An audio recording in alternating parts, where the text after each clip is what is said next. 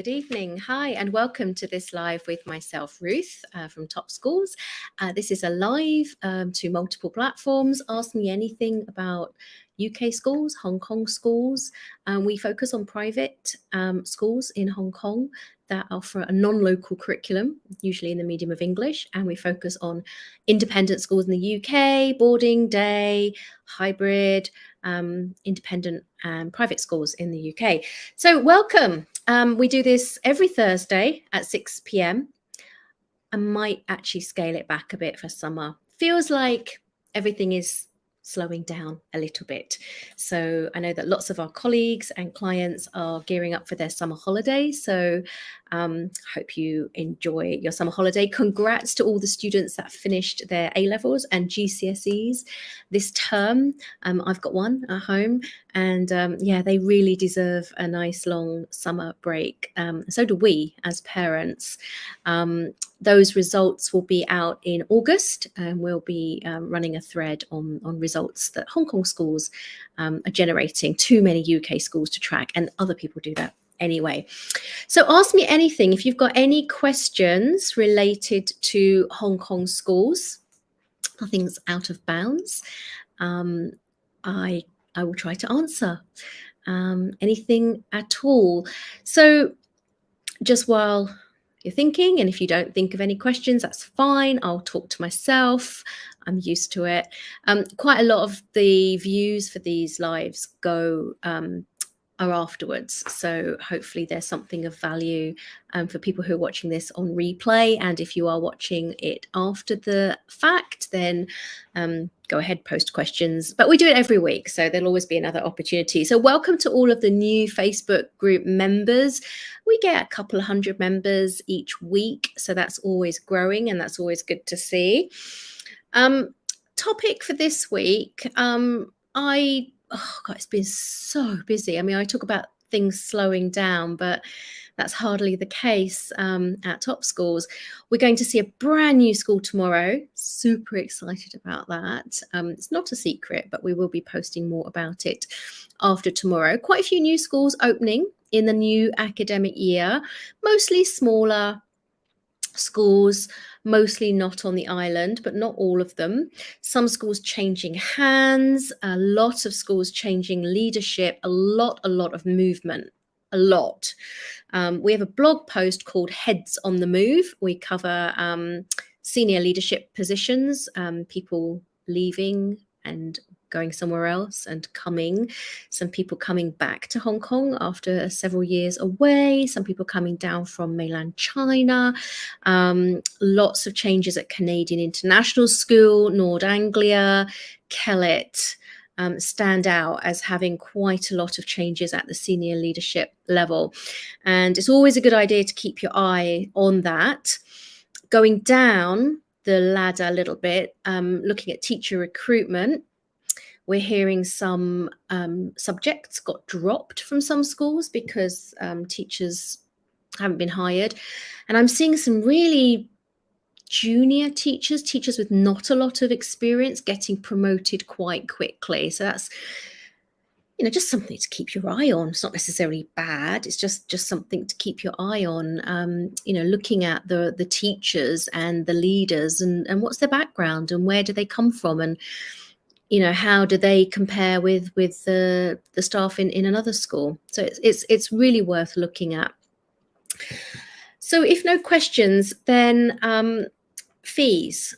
All of the schools at the moment have indicated to the Education Bureau that they intend to increase the fees by a certain amount, and they need to submit justification for that in terms of things like rental, or for schools that don't pay rent, they need to submit budgets and justifications for why they want to increase the fees. And there's usually a sort of a ceiling amount that, you know, 5% would be scrutinized a bit more than normal, but some schools can increase. I've definitely seen 9 and 10% in years gone by.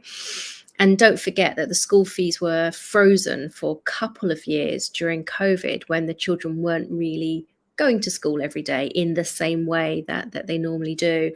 So fees are going up. The process is the same every year. The schools need to apply to the Education Bureau for approval.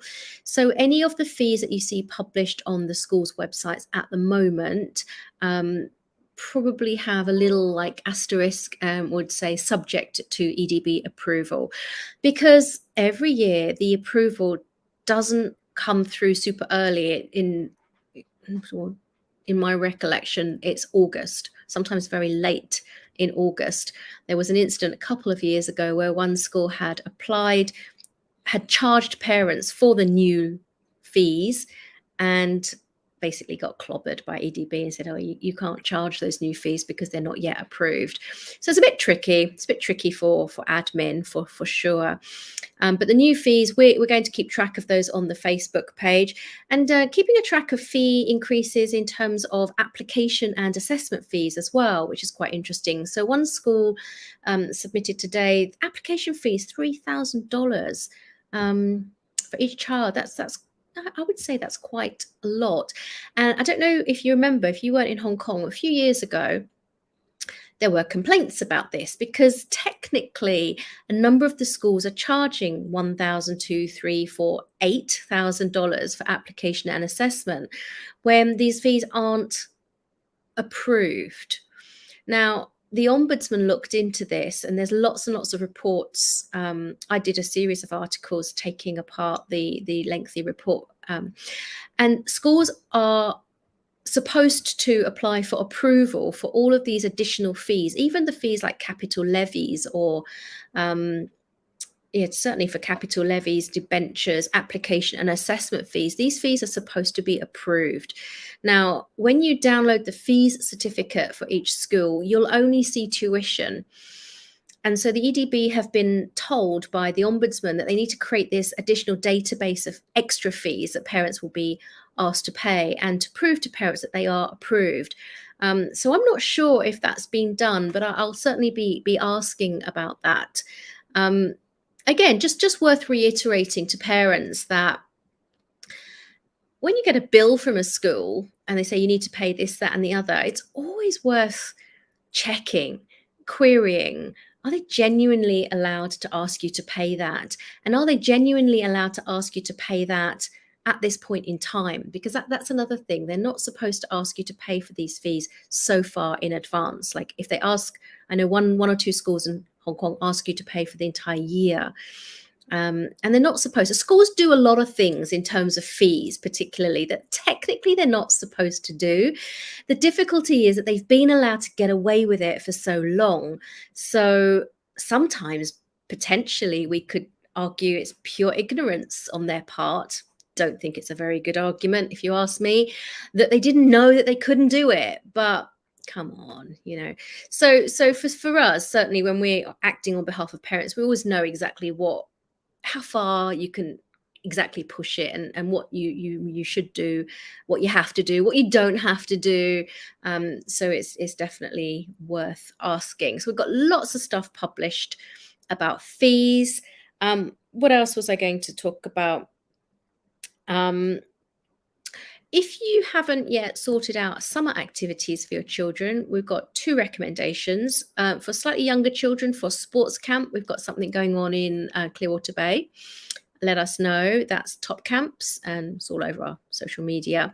And we had a super interesting discussion with Harrow School the other day, actually, Asia International Schools Limited, that run the Harrow group of schools in Asia. And they're cooperating with Cambridge and Keystone Tutors to run a camp for communication skills and critical thinking for teenagers who will be entering university in the next several years. So that looks super interesting, and I'm really glad that we were able to have that chat with them. And that's still available for registration, I think. So do you have any questions for me about Hong Kong schools before I will just tootle off? Nothing much. I mean, what else is happening? No events. I mean, schools, like, they're shutting down for the term, and even the admission staff go on holiday, which is kind of strange. I feel. So, last chance to ask me anything to do with international schools in Hong Kong. Not only international schools, any private school that this is why we say international schools, because what we mean is private schools that offer a non-local curriculum delivered predominantly through the medium of English. Now that's a mouthful, so that's why we say international schools.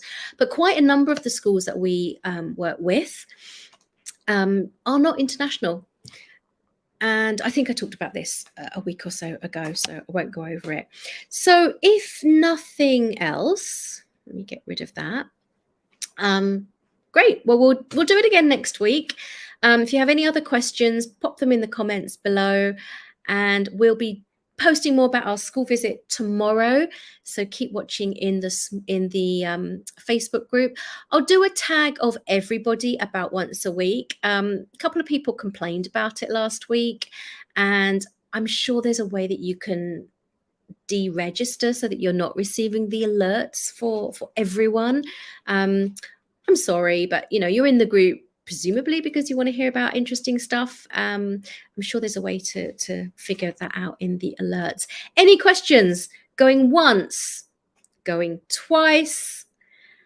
If not, this is where someone's going to post a question, guaranteed, just about as I say goodbye. I'm off to see Indiana Jones tonight, so I'm excited about that, if I can stay awake. And it's nearly the weekend, and so I will see you again on Thursday next week at 6 p.m. Take care. Bye.